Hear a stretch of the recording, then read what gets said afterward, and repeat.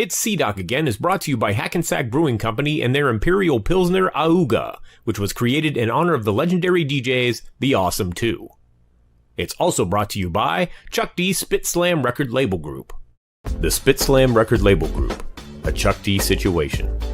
Catch us on your favorite streaming platform, on Bandcamp, or visit our official web store at spitslamrecords.com. All releases are available digitally or on CD, with select titles available on vinyl and cassette. The Spit Slam Record Label Group. Throwback to the future sound.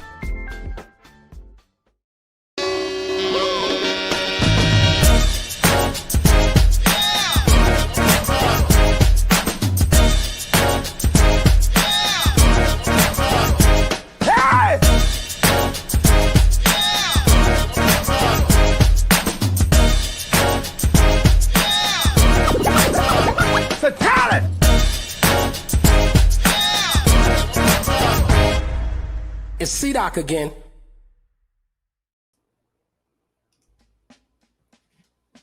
Yes, indeed.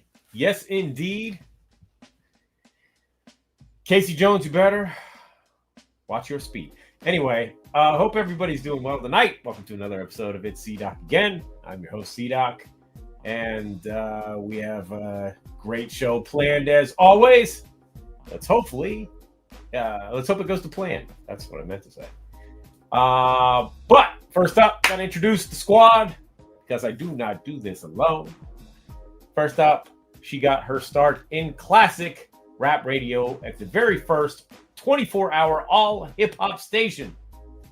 I'm talking about KDAY in Los Angeles, and none other than Our Lady from the heyday of KDA, Jennifer O'Jenny.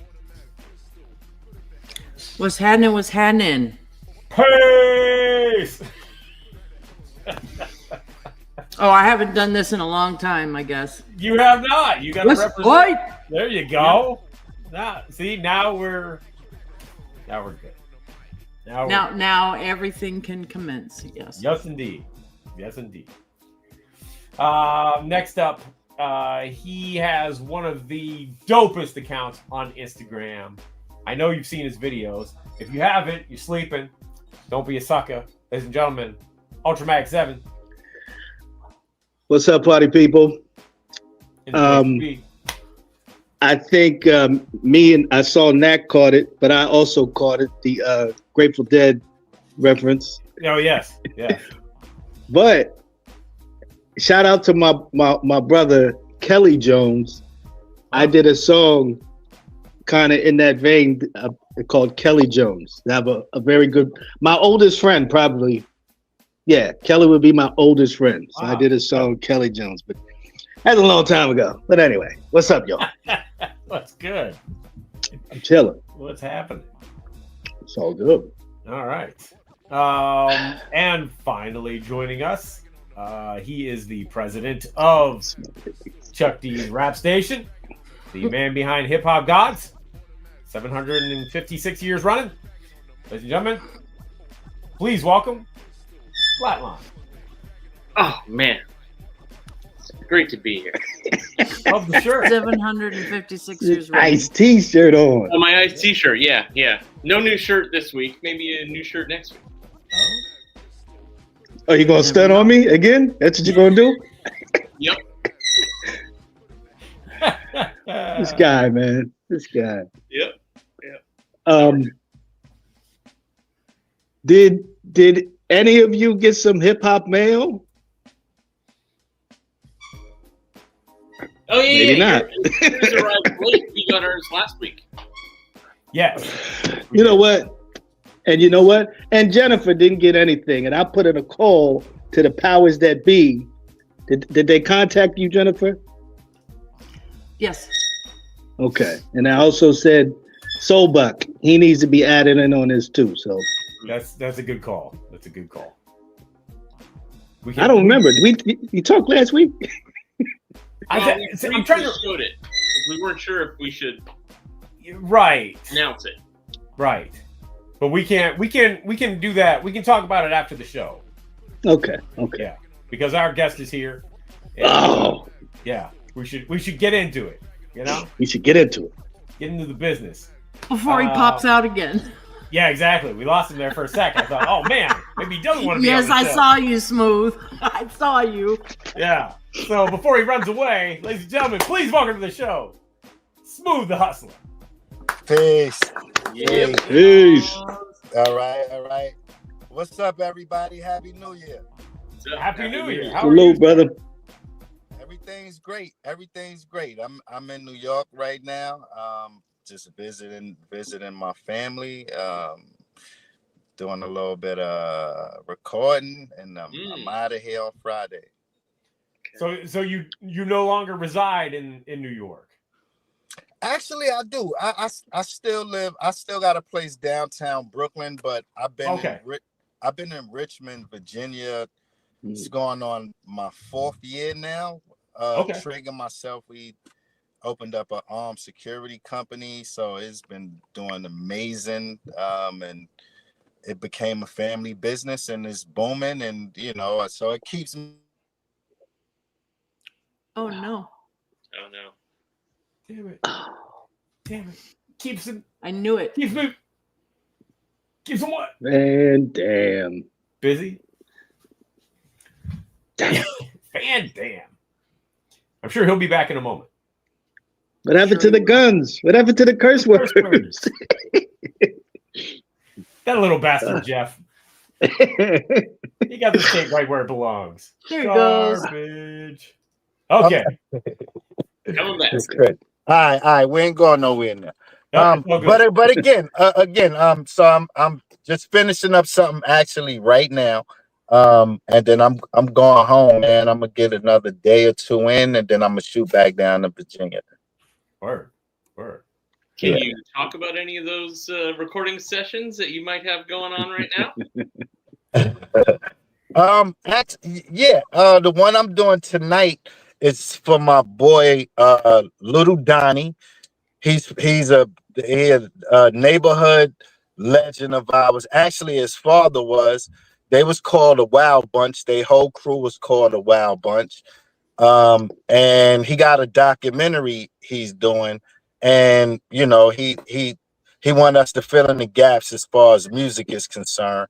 So I'm doing actually this type of thing I actually like, because I get to dig back into like my roots and just create something that I feel to be everlasting, put a nice little imprint on for his project. So I'm excited. I had to come up though. I said, oh, it's like 8:58. Let me go upstairs and just jump on the call. So hello to everybody. Hello. Salute. Yeah. Salute. I just did another one actually too, Rockness. They sent me the joint Rockness and Billy Dan. So I laid a verse for something called Brownsville. So I'm in Brooklyn mode right now. Like this is the second Brooklyn record I'm doing tonight. So I mean, it's all good. Yeah. Excellent. So speaking of that, that's a kind of a good segue to go back to growing up in Brownsville. What was it like growing up in Brownsville for you? It had its great moments, and then it had its terrible moments. Yeah. I think the one thing that was cool for me was I didn't go to the neighborhood. I went to the neighborhood public school, right? And then from the public school, academic wise, I was like excelling. I was bored, so I ended up taking a test, going to this magnet program. It was called a magnet school, right? From there, I just started finding myself. I wasn't in the neighborhood all day, every day. I was just around a lot of kids who just want to kind of explore their craft, and I just started loving poetry, and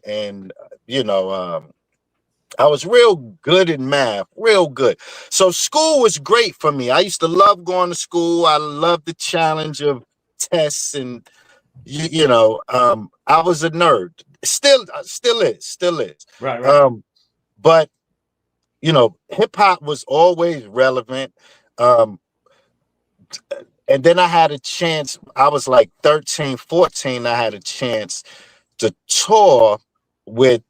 It was this Spanish reggae. It was this reggaeton. It wasn't called reggaeton back then, but his name was El General, right? Mhm. And he had these Spanish records. Boom, boom, na. There was a whole bunch of Spanish records that I didn't understand, but they was hitting.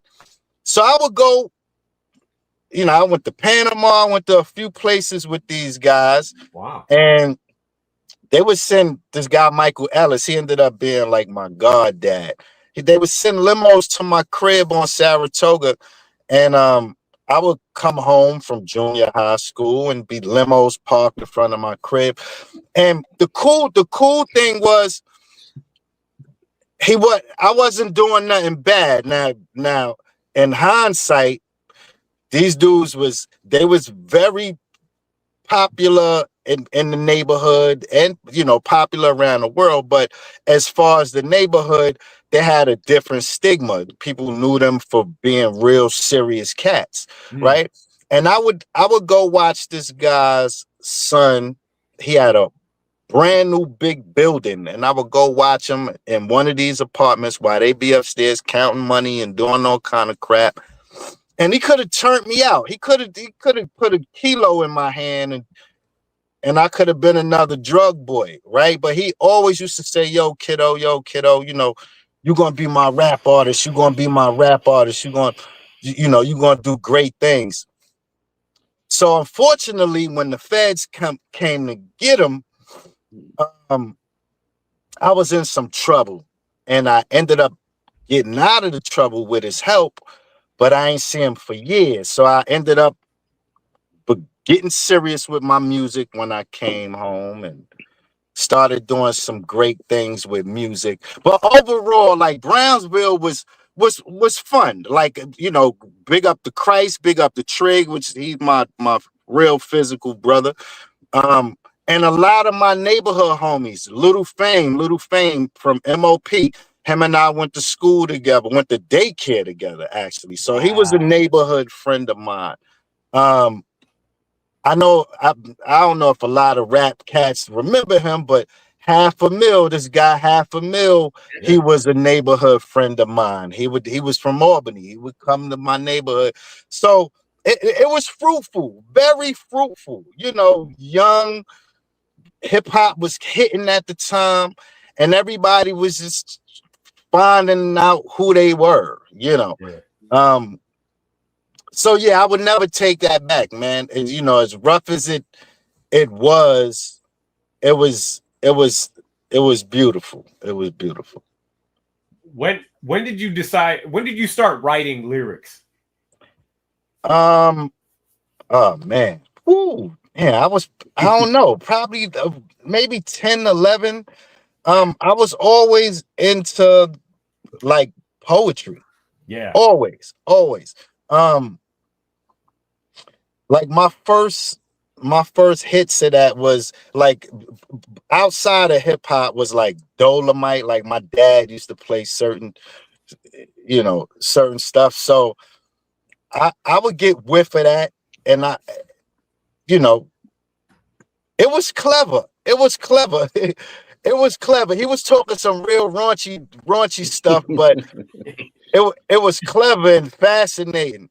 So I think a little bit of hip hop, a little bit of everything that was around me, just kind of triggered that. And then I think idle time, man, I would just kind of doodle a lot, or just write, 2-3 liners, something savvy, or something that me myself would just probably be like, oh, okay, I think this is cool. And then it evolved. It evolved. I was in this all-star talent show. It was like a neighborhood thing. And they would go to the neighborhoods, and you would have your dance category, you had your rap category. And they would all meet up at this place, and you would compete, and the audience would judge, who won. And fortunately, we was winning every hip hop dance category. And then I grabbed the mic at one show and ended up winning the rap category. And then I told my brother and them, oh yeah, that's it. That's it. Yo, I'm gonna do this. And yo, back then it wasn't like the it thing to do. Oh, Right. oh, I'm a rapper. Oh, looking at you like, man, get the hell out of here. Like, it wasn't dancing was really it was like it was mainly the it thing to do. And then once the Hill That's Real was this record that DR Period and what DR Period was a part of from my neighborhood, right? It was called The Hill That's Real. And I'm like, I don't know how the shit missed me. I know I was in the street doing a lot of nonsense, but I'm like, yo, how did this compilation album miss me? I'm in the street. And I said, damn, I remember telling one of my mans, Bobby Baskin, from Diss Masters. I was like, yo, Duke, I got a separation. Like, he knew the same people I knew the same people he knew. So when I went to see him, it was the vibe was cool, but he was serious. He like, hey, look, if you serious, you want to do this for real, I'm expecting this amount of dedication. So unbeknownst to him, I was actually going back in to finish doing some of my time that I ended up copping out to. I was in jail, I got caught up, and then the charges ended up getting dropped lower, which made me able to bail myself out. During the course of my bailout and me being out, I straightened up, got serious, but then ended up copping out to a lesser charge. So I went back in to do the rest of my time. Prior to going in, I laid some records with Dion. I said, hey, look, let me lay these 3 records with you, and if you like them, cool. And I went in, one of the records was Hustling. My everyday lifestyle ain't nothing but a hustle. So I'm in jail, and MOP shooting a video, and my brother is playing the new Hustling record that DR just laid this track to over the phone while they at MOP video shoot, they playing this record. And I'm wilding out because what I dropped the verses to was just some regular boom bap shit. But DR he took it somewhere else. The record that y'all heard was what I heard. So I was blown away, and I came home and I was like in the trenches of rap. That's it. That's all I want to do. I ain't want to sell drugs. I ain't want to do nothing else but music. So, the Maria Davis shows and all of that stuff became a part of my track. So, what were the other 2 songs that you did with DR? Did they end up on the album or anywhere? One was called Head Crack.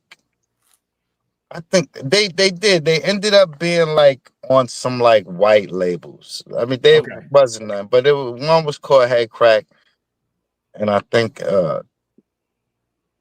Live for the Love of Money. That was on a white label too. We ended up putting that on a white label just to test the market. Back then when you was indie, you white label and stuff, sending it out to DJs, seeing if they going to spin it, if they like it. And, so that was the track days. Yeah. So you came home then and you're working with DR. And when did you write Broken Language? We was like, oh man, we was probably like 4 or 5 records in. And then I remember him playing the beat, and me leaving. He was messing around with the beat, and he gave me a little snippet of just a regular boom bap, boom bap. But then when we went back to go later, the verses, he was having like a issue with the beat machine. The beat machine kept going, kept doing something. It wasn't catching, but the way it was hitting, it still sounded good, right? So it was just it didn't sound like how it sound now, but it was doing something. So he was like, yo, the shit ain't working, it ain't working, it ain't working. So he just kept it in there and then I guess built on top of that. But I mean, after we spit the first two verses and we was trying to decide how we was going to break up the verse and who was going to come in. Well, you know, if I was rapping, when Trig was going to interrupt me or when I was going to interrupt him, listening back to it, we was like, yo, shit just sounds so different from anything that I ever heard. It was weird to hear the whole song after we did it. It was weird to hear it back because we had decided like as we was going through, nah, no hook. Let's just keep going. Right. And then just listening back, we was just like, wow, this shit just sound like just weird. It sound weird. It sound good, but it just sounds weird. And it wasn't until D started like putting the drops and the beat breakdown where it like gave it its life. I remember going home like it was like I found plutonium or some shit, the piece of spaceship or something. I swear to you, it was. I remember going home listening to that, like, yo, this shit is different. It ain't gonna never make radio, but this shit is hard as hell. You know, it made radio because that's how I heard it. Yeah. And as soon as I heard it, the next day I went and copped it. There's a radio edit on here. Hey, yo, you know what? I mean, it was after the fact, we was like, okay, it made its way because I mean, we was independent. I remember going everywhere selling that record as far as performing wise. Now, mind you, you know, we were selling the album, you know, as we was finishing up the album. I still had like 3 or 4 records left. We had Hustling was out already. The Punishers, shouts to them, they was on the B side. And we had Hustling out, My Everyday Lifestyle. Right. And so the shows and stuff that I was doing, you know, Trig was there, Price was there. I was doing everything off the album, just selling Smoothe Da Hustler, the brand. So we're getting the broken language, and people would lose their mind. They never heard the song yet, none of that, but just losing their mind. Y'all remember? Shouts to my track was crazy.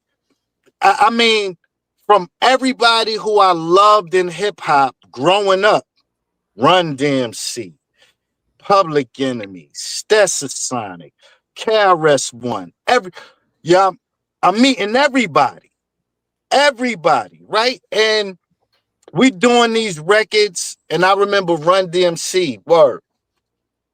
We did about 5 or 6 shows with them. And they stepped to the side. I remember we was going on, they was closing the show, but humbly, they stepped to the side and watched me and Trig perform, right? And we coming off and they just giving us so much love and so much support. And it was, the feeling was amazing, man. It was out of this world. I was a hip hop head. So again, getting back to us performing broken language, the response from the pioneers was incredible.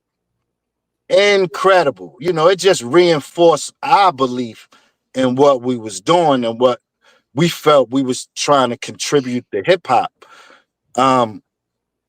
So yeah, man. It was an amazing track. I can't stress it enough because I mean, for one, I just want to be like a rapper. I thought it was cool. Oh yeah, I'll be a rapper, and then to to be to be included with the greats, right? I was independent. Profile, distributed the album. It was a lot of sweat and tears and our own money that put us to the forefront. Yeah. Profile helped keep us out there. But I give thanks to the whole team, and we was all young, we was all fresh. My manager was fresh out of jail from my neighborhood. Everybody else was from my neighborhood. So it was a collective effort for us to say, yo, let's do this, let's stick to this, and let's make this work. And I mean, by the blessings of God, it changed everybody's life. Like everybody in my crew is doing something else. Legit family, no money worries. So, blessings. Can I ask just real quick about broken language? When you guys were writing your verses, how did that work? Like, did you write one? We separated. One, or we separated ourselves. okay. I came home. Christ was at the house. DVLS Christ is a brother of ours. He grew up with us. And we was just playing cards. We was in the living room playing cards. And I played the beat. And everybody's face was like, oh, And we would freestyle. We'd be freestyling in the hallway. Such a, but not to that degree. We was rapping, but broken language was a part of our dialect. So my brother started rapping, and once he started going into the broken language phase, I'm like, oh, I gotta outdo this dude. right. Friendly. I gotta go. So I swear to you, that's what it was. Like he was in one room, I was in another room. I would come out, listen to this. We would press we have the radio. So I had the tape. We hit the rewind button, hit the tape. Yo, and he would go, oh, all right, yeah. Oh, okay. And then we would separate and go back to our designated areas and then come back again, and then we'll finish it up. I know the closeout, we was kind of like, we already knew what we was doing at that point, right? Because at the beginning, it was just feeding off each other. But by the second, third verse, we was like, okay, this is what we're going to do. Let's close this out. Let's get extremely grimy. Let's say the worst shit ever. And yeah, let's, let this be. If it don't make nothing else, let this be just for us. Yeah. You know what I mean? And when we had the opportunity, when Profile got on board, and shouts to Ill Will Fulton was like, nah, y'all can just be y'all. Just do whatever. We gonna stand behind you, whatever you want to do. I'm like, oh yes, this gonna be the record then. We're going to put on a B-side. And, if they hate it or love it, they'll know who my brother is. Right. So it was the matter of that. And boom, the domino effect. And it was received well. And, we appreciate people who appreciate hot shit. I thought at that time it was hot. And the reception was dope. Radio didn't embrace it at as fast as I wanted it to, but when they did, it was on fire. So I mean, it was love. It was love. Yeah. I unfortunately a lot of people who had only knew me for that record only assumed that was like that's all Smooth the Hustler could do. But prior to that, I have written records for female artists.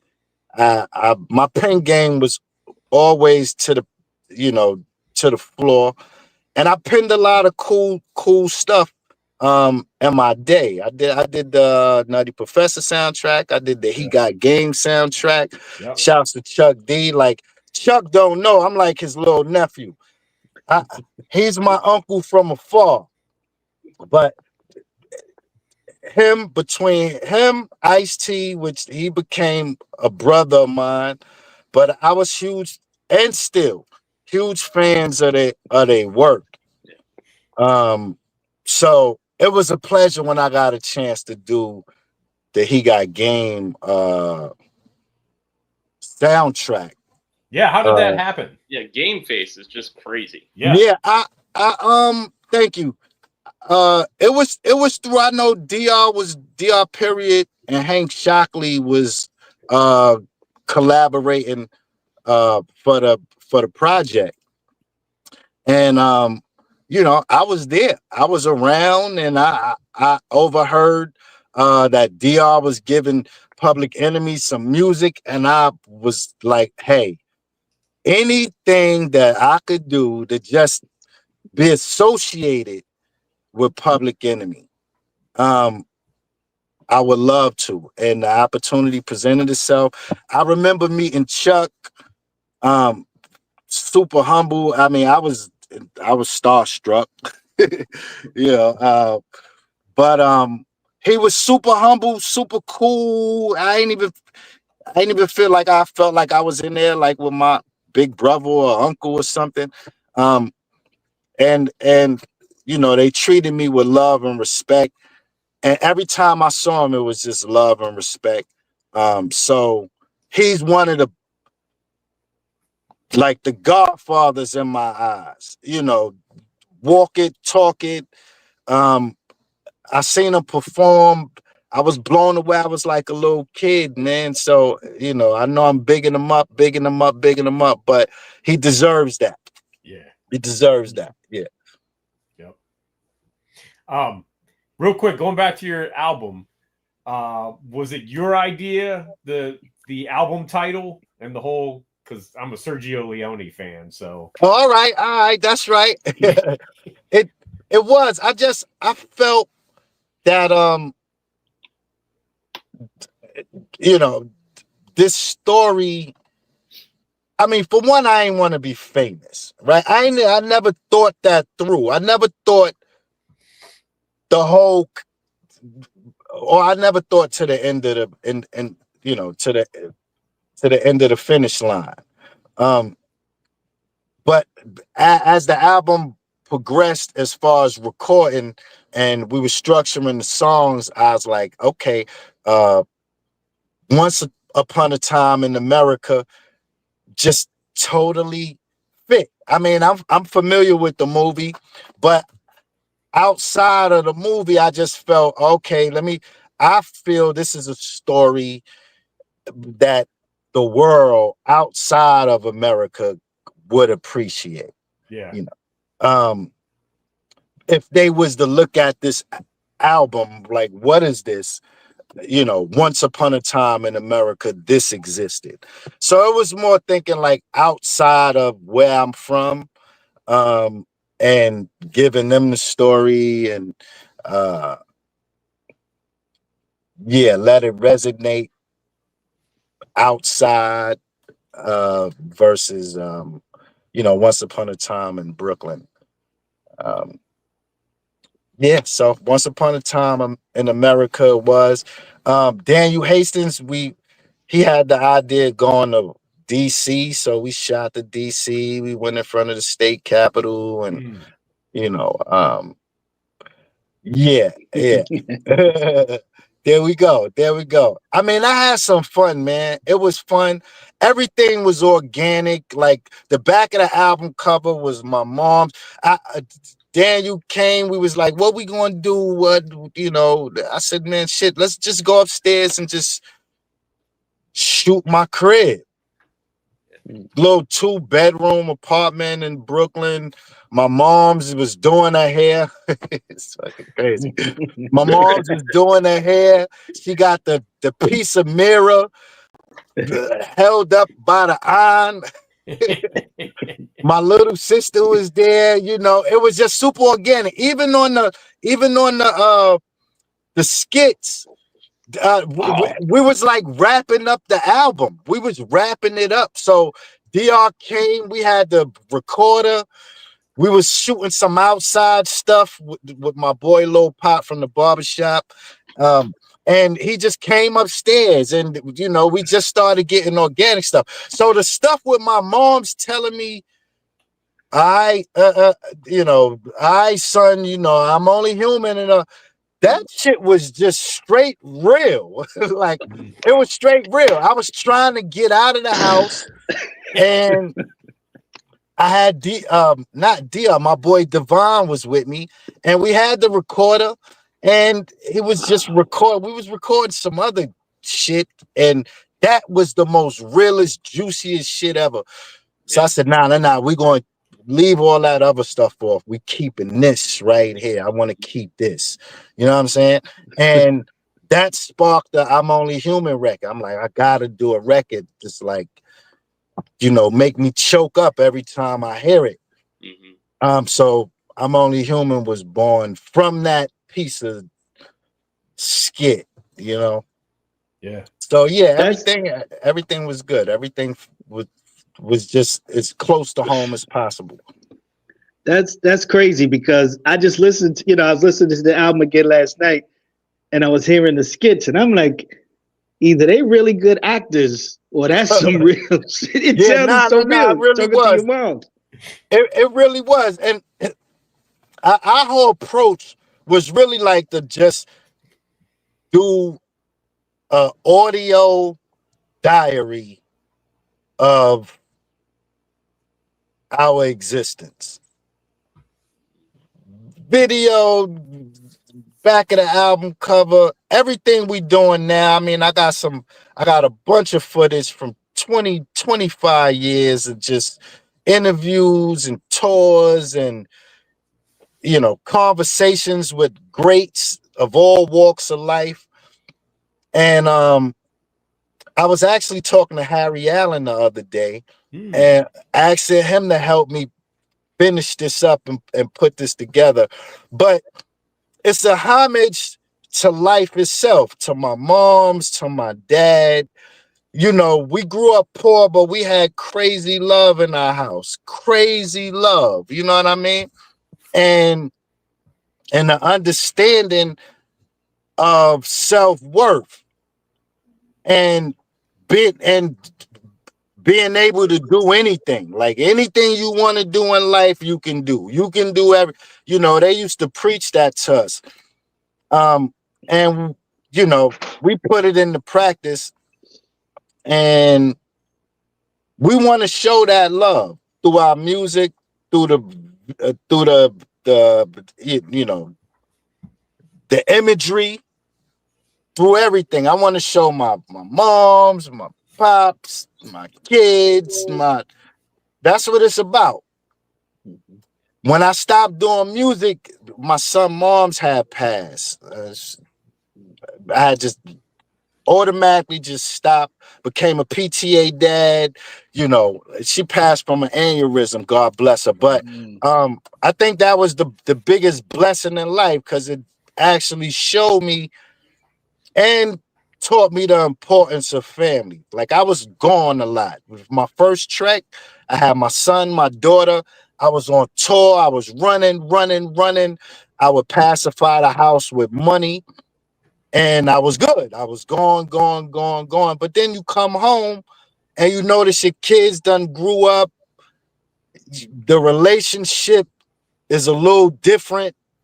You can't get that back. Yeah. can't get it back. So this go around, like I was fortunate enough, you know, I got my daughter, she's 9 now.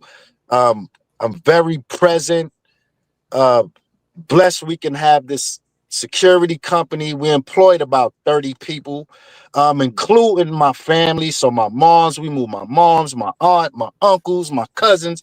Everybody went down to Virginia. Everybody's living, making their own life. But the company is continuously growing. So it's a huge blessing, man. I love hip hop. Hip hop changed my whole life and changed the life of a lot of my compadres and family members. And I'm continuously in hip hop. Like I'm still doing cool shit that I love to do.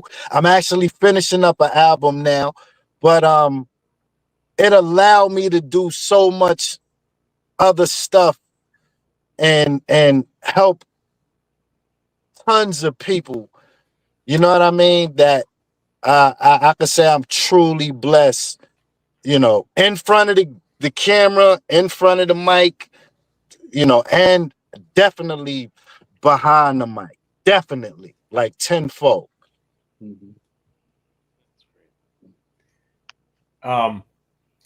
Antoine Alston, shout out to Antoine. Wanted us to ask about your appearance on 9's second album, on the Cloud 9 album. Oh, that's right. That's right. 9 is my man. Shouts to 9. Yeah, it was a no-brainer. It was the first one, Make a Take, was a favorite of mine. And 9 always been a stand-up guy, man. And wherever he is, you know, much health and wealth to him. And wealth doesn't necessarily mean financially, but health and wealth.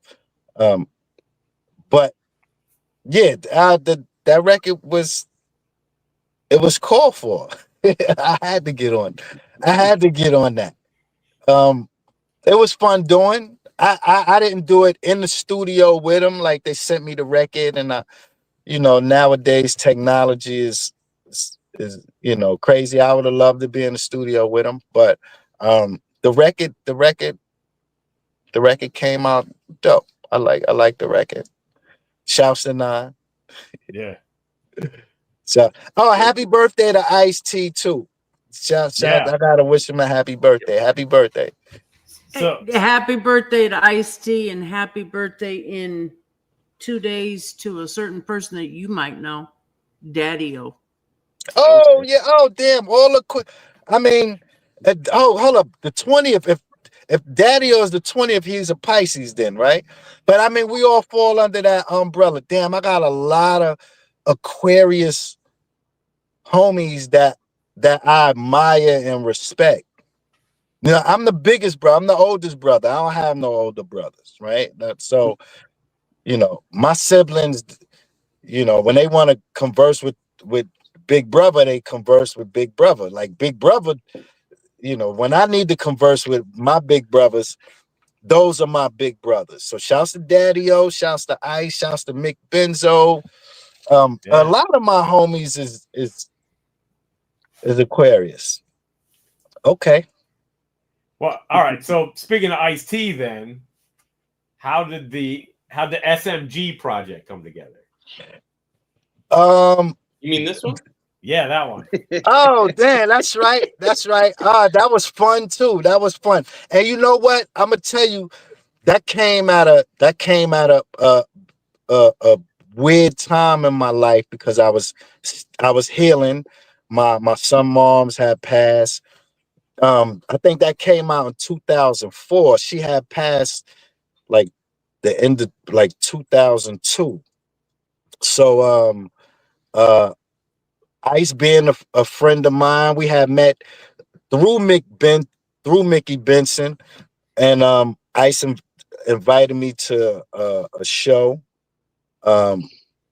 And prior to the show, no, he was at Hot 97, and we was actually down the street from Hot 97 recording. And he mentioned me, and my man came upstairs and was like, "Oh, Ice-T mentioned you, blah blah blah." And I shot to the radio station and met him. And we exchanged information, and he said, "Yo, next time you in LA, reach out to me. So I'm in LA, fast forward, I'm in LA, and I reach out and he come through. And he jump on stage, he do broken language with us and shit. It was crazy. And like from that point, he just was a solid dude. So every once in a while we would talk. And after my son's mom's passing, we was at the house one day. I was at his house and I'm like, man, I need to like get back into my momentum.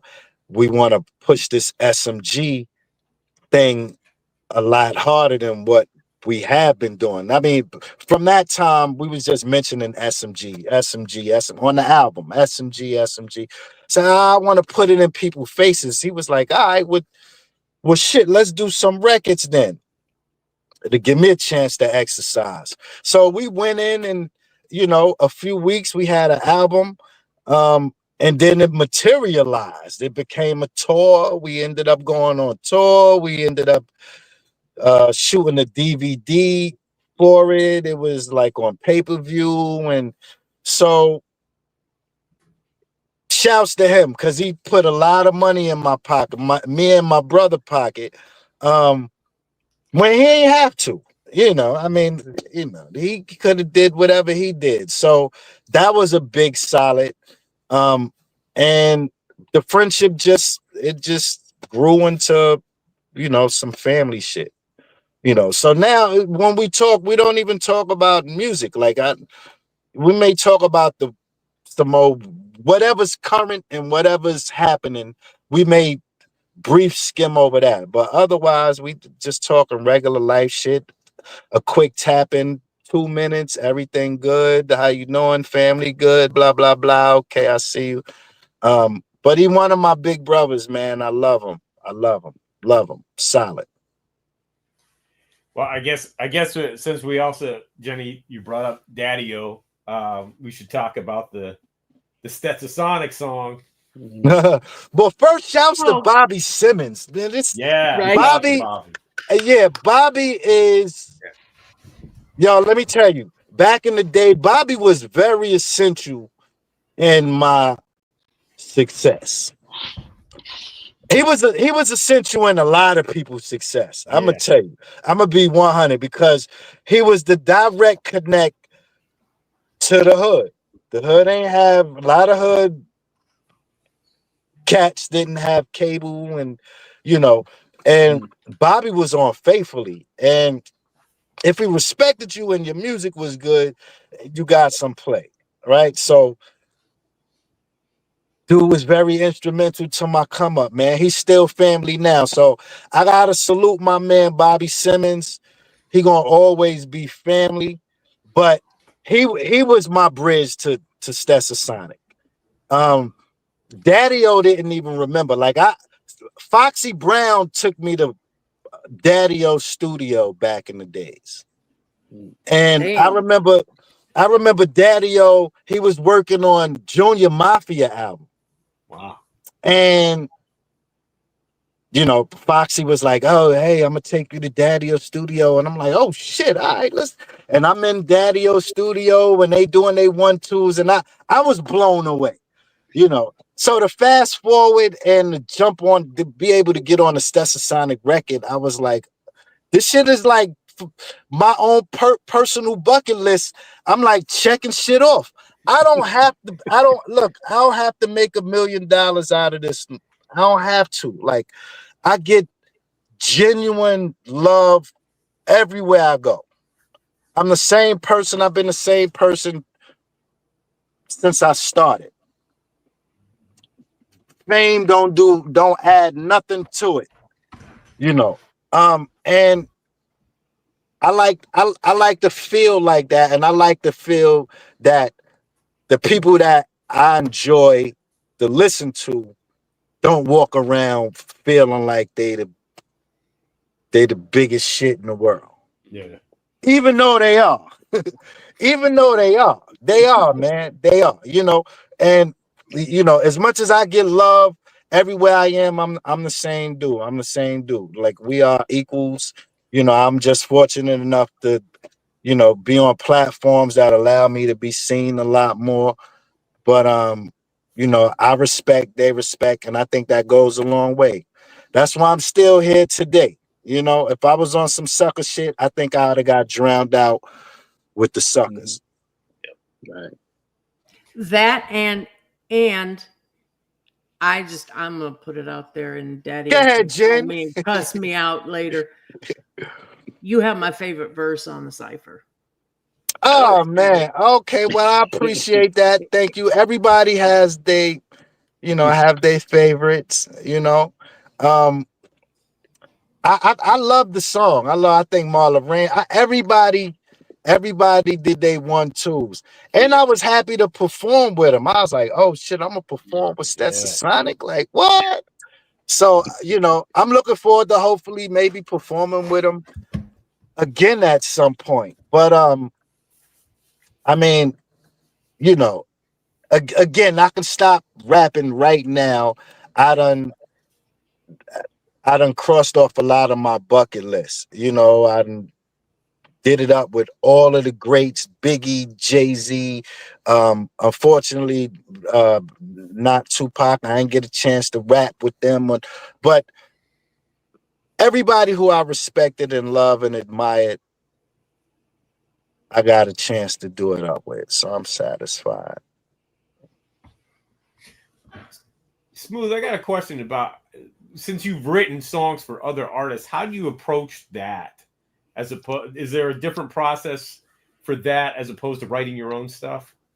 Yeah, absolutely. I think it's a lot more liberating for me when I write for other artists.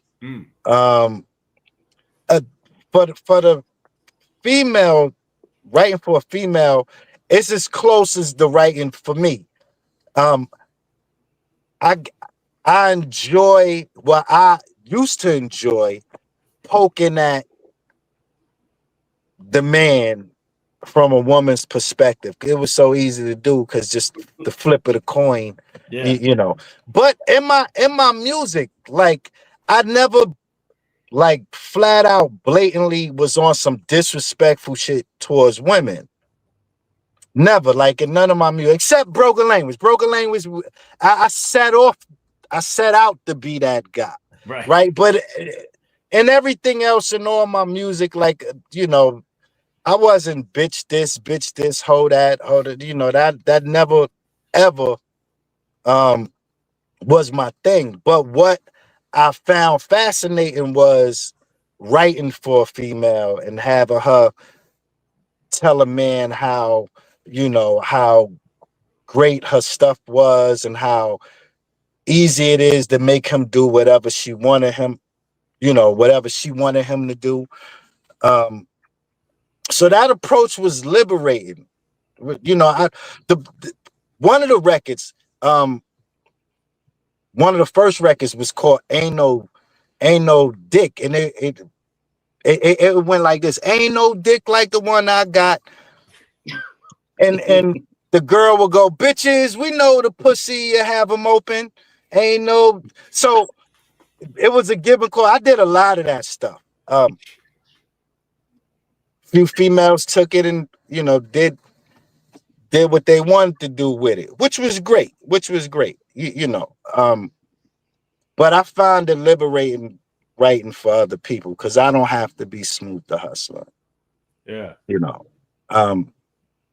I wish I can say a lot of the things that I've done, but I've done a lot of cool stuff, but it wouldn't be cool. I mean, I had got some slack for saying I had wrote for somebody about a year and a half back, and it was harmless. Like it, you know, it was very harmless. I wasn't trying to be like the man or, you know, to take away from what this artist have done, because she's done some great things. I was just stating my truth, and I'm like, damn, I was getting a little backlash. And it made me feel like, you know, you shouldn't be, you know, it's, But the reality of it is, I mean, this is music and hip hop, and I know it's frowned upon, but people collaborate all day, every day. Yeah. All day, every day, you know. So I just found it ironic that, you know, if I said it, well, when I said it, it was a whole big thing. But yeah, I find it liberating when I write for other artists. My approach is different, totally different. I kind of want to get in a mindset, and then I go from there.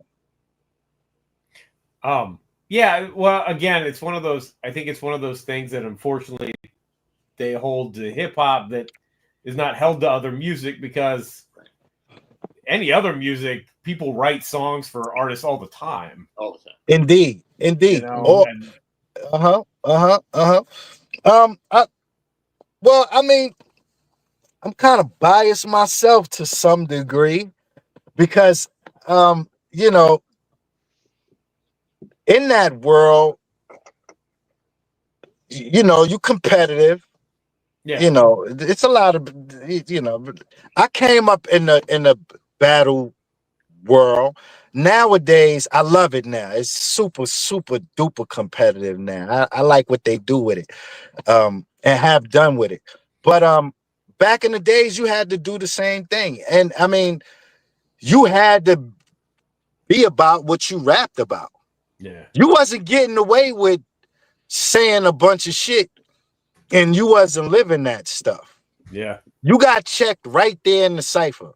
And if it wasn't from an MC, it was from the people standing around like, man, you lying. You're gonna have to get checked for that shit. You know, nowadays ain't no checks and balances. It's crazy. They need the Doge, they need the DOGE. they needed that. They need that now. You know, you can filter out shit. But anyway. Yeah, man, hip hop. I love it. I wouldn't change it for the world. Alter, did you have any questions? Nah, I just actually I just wanted to ask him, like, why is, I mean, maybe I think it is, but why do you think DR period is underrated? Because he's Of course he's underrated. Of course. Okay. Of course he is. Of course he is. But I mean, let me tell you, we are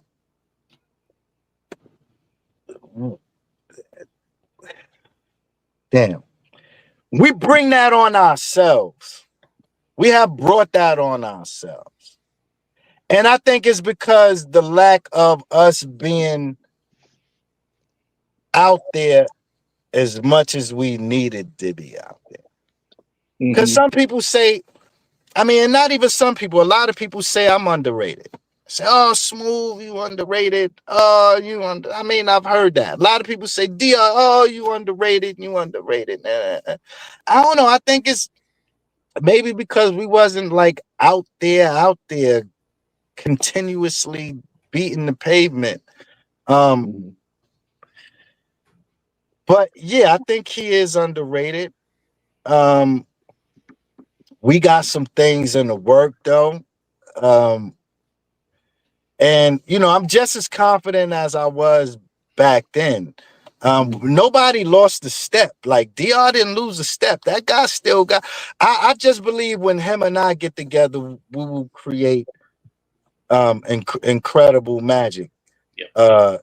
For the world of here. It's like a Snoop and Dre. Like they just got that chemistry that they feed off each other. They complement each other well. That's the same with DR. Like I love working with other producers and stuff, but you know, he would sit there and I would come up with a hook and he would like do the beat right there. The horns or melodies or whatever I came up with right there on the spot, he would on the spot it.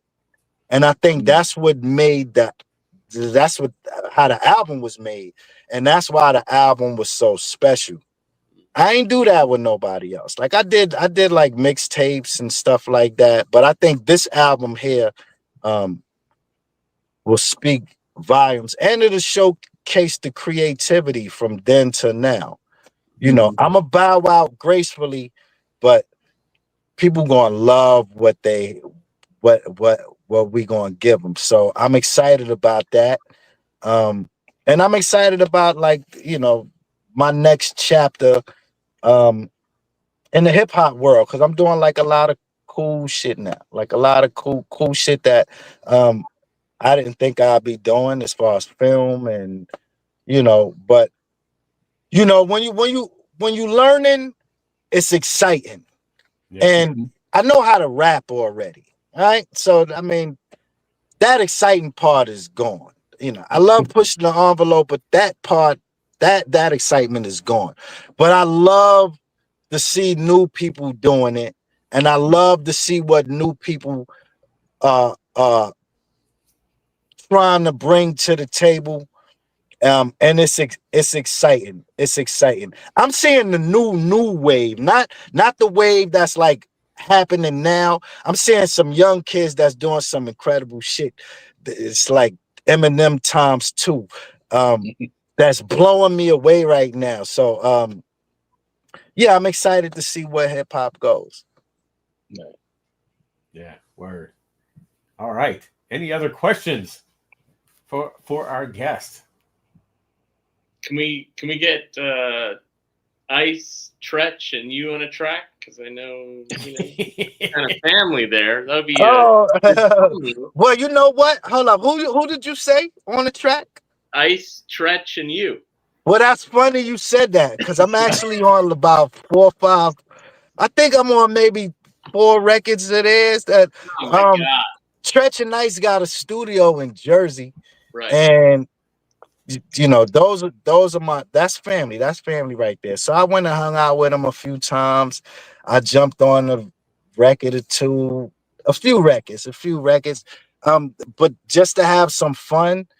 But hey, yo, Tretch is a beast. Yeah. Tretch always been a beast. Yeah. Tretch always been a beast. Ice as well. Yo, listen, Ice became a monster. Like, I mean, he was already a monster, right? But then we started doing records together, and I'm like, oh shit, this fucking guy. This guy gets busy. I guess it depends on who he in the booth with. You know what I'm saying? Like, I know he got his regular iced tea flow, and but then I had put him to some challenges where he was, I'm like, I'm gonna give him some shit. He gonna have to come behind. Yeah. And he hold his own. That's my man, though. I love him. I love him. That's my man. Can't wait for all that. All that new music. Keep it coming. Yep. Yeah, it'll come at a slow pace. Like, I ain't in a rush to put out nothing. I ain't got nothing to prove. Nothing to prove, but I am dropping some stuff. So stuff will be coming soon. What else? I'm totally engaged in employing people, right? So listen, hey, if you in the Richmond area, and I mean, if you sitting idle, or if you in any part of the area and you want to come get some work in, I got ample sites. You could come get certified. We certifying guys. You get your license. You can be an armed security guard. You can be a private investigator. You can do personal protection. You can do all that under the umbrella of law enforcement. Get at me. We got a lot of work. Blessed, man. Blessed. I'm smiling because I'm blessed, and we fortunate enough to employ people, and it feels good to do it. Yeah. And without hip hop, none of this would be possible. So I give hip hop all the love and God all the praise. Word. All right. Well, Smooth, thank you for joining us tonight. Really appreciate it, man. Indeed, C, I appreciate the love. Thank you to all of y'all. And shouts to Bobby for bridging the gap. Thank you, my brother. And send my love to Chuck D, man. Of course. Tell him his nephew would love to jump on another PE record. If you're doing another PE project, I would love to be a part of it. Hey, also listen, look, hold up. Let me put y'all on blast. Hey, now. smooth, real quick. I can make that happen. Word. Hey, so listen. Just saying. So look, see. So you look. Just gotta hit me up, bro. We on live right now. Look, I want to finish this album, right? Mm-hmm. And I think it would be so dope to go through Spit Slam. Okay. Hey. I think it would be so dope to get a Chuck D feature. Yeah, I think it would be yeah. You call me. All right, so we gonna make that official and make that happen.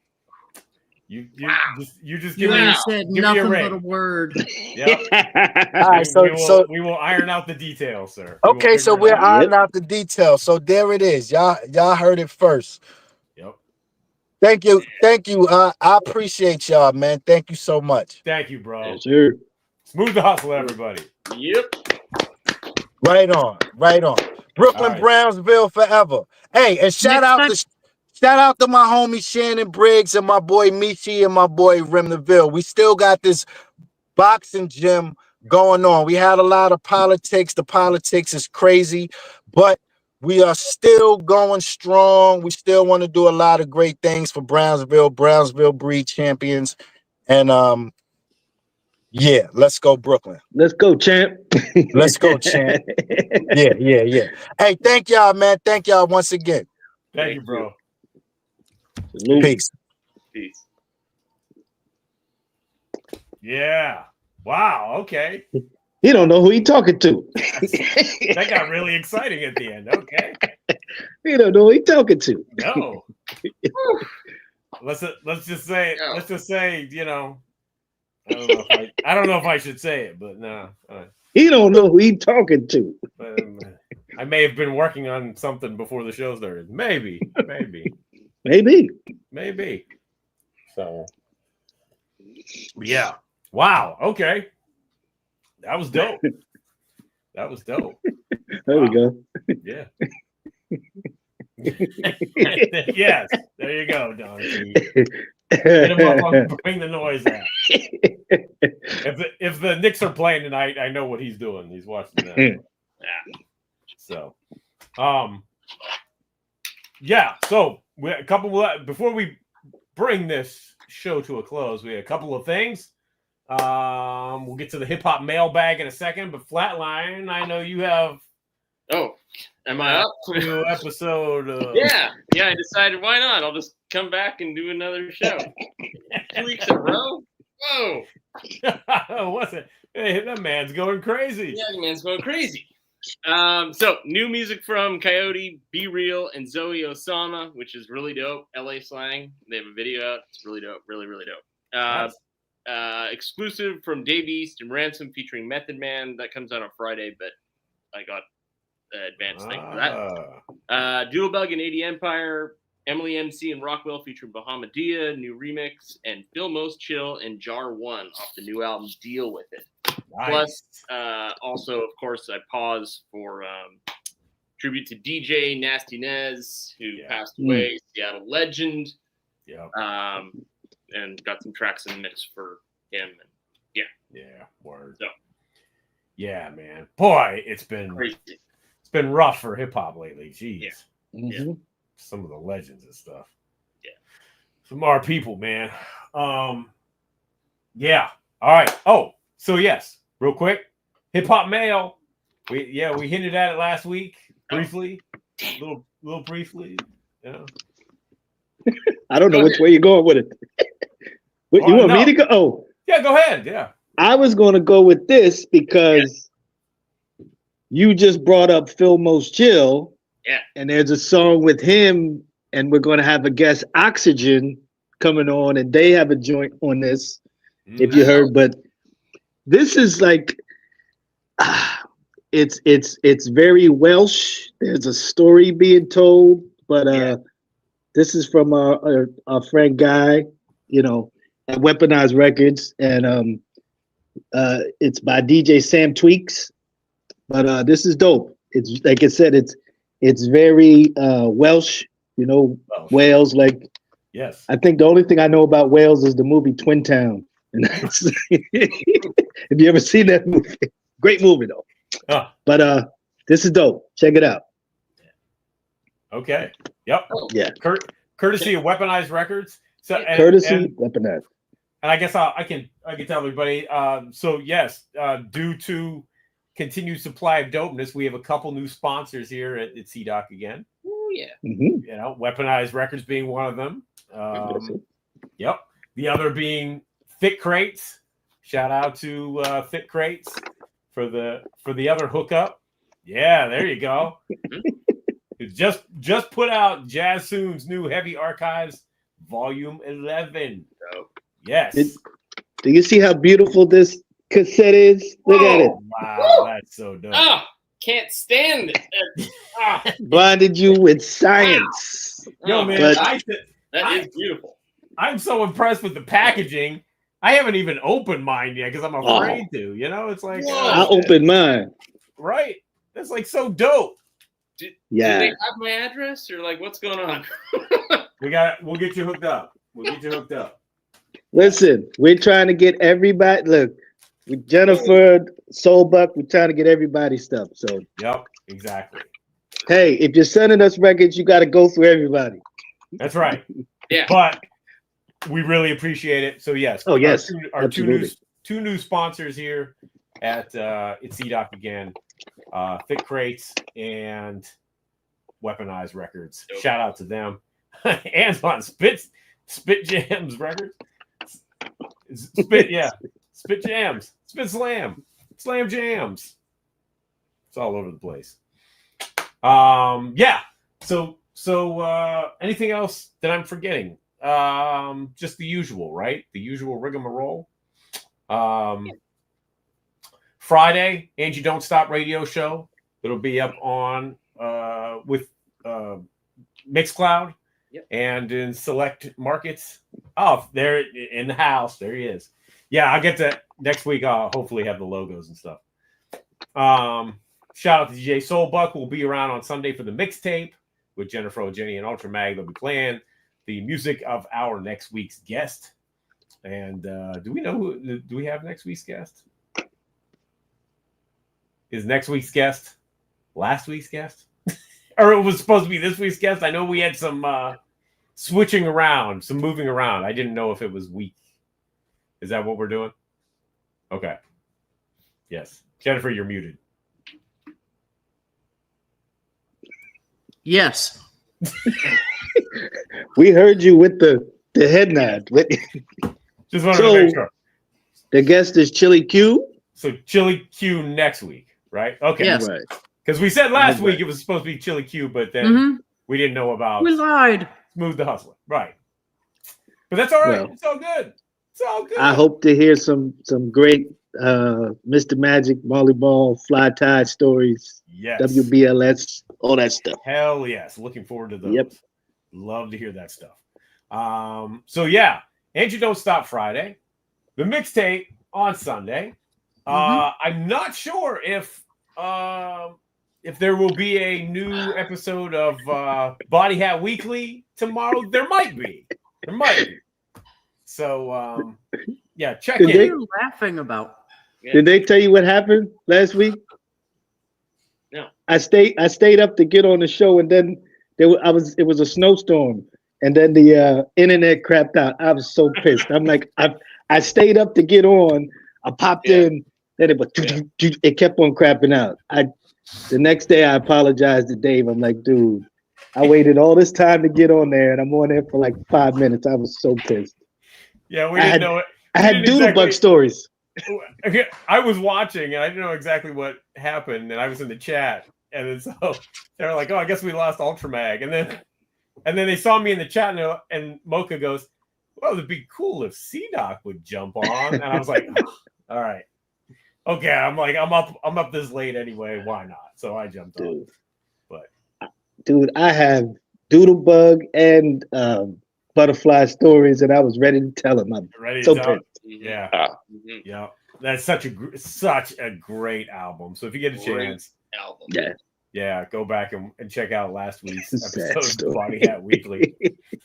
And yeah, so I'm not sure if there will be a new one tomorrow or not, because I know Dave is traveling, but Mocha was possibly talking about still doing one. We'll see. So, if you're around tomorrow, check in and see tomorrow night. But we will be back here next Tuesday, for another episode. And please like and subscribe and tell a friend. Grab the Bring the Noise app. Do what you do. Rock some beats. Listen to some hip hop.